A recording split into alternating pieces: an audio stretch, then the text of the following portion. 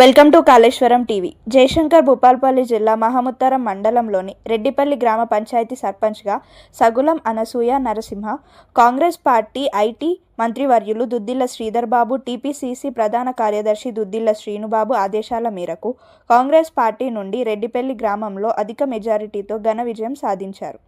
రెడ్డిపల్లి గ్రామ ప్రజలు నన్ను అధిక మెజారిటీతో గెలిపించినందుకు వారికి నేను ఎల్లవేళలా అందుబాటులో ఉంటానని, నన్ను అధిక మెజారిటీతో గెలిపించినందుకు వారికి నేను ఎల్లవేళలా అందుబాటులో ఉంటానని, వారికి ఇచ్చిన హామీలన్నీ తప్పకుండా పని చేసి చూపిస్తానని అన్నారు.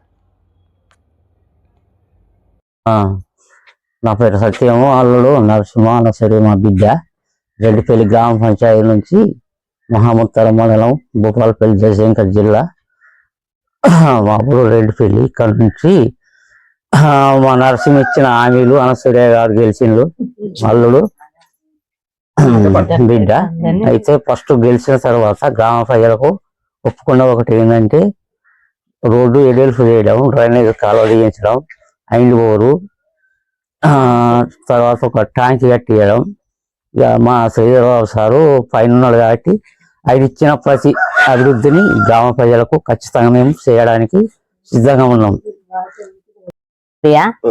నేను మా ఊరు రెడ్డిపల్లి, మండలం మహాముత్తారం, జిల్లా భూపాలపల్లి. కాంగ్రెస్ పార్టీ నుండి సర్పంచ్ గా పోటీ చేశాను. నేను ఇచ్చిన హామీలు ఫస్ట్ ఒక ఐండ్ బోరు,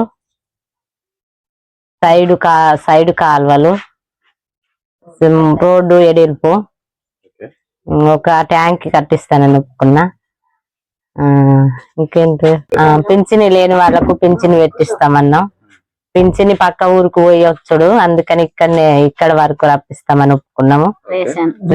రేషన్ బియ్యం కూడా పక్క ఊరికి పోవుడే, అవి కూడా ఇక్కడనే పెట్టిద్దాం అనుకున్నాం.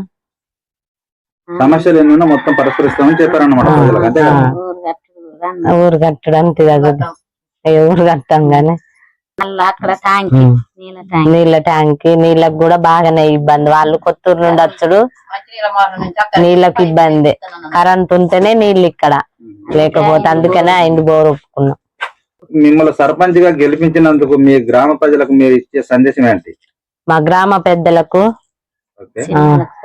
చిన్నలకు పెద్దలకు నన్ను గెలిపించినందుకు ధన్యవాదాలు చెప్పుకుంటూ నమస్కారం చేస్తున్నా.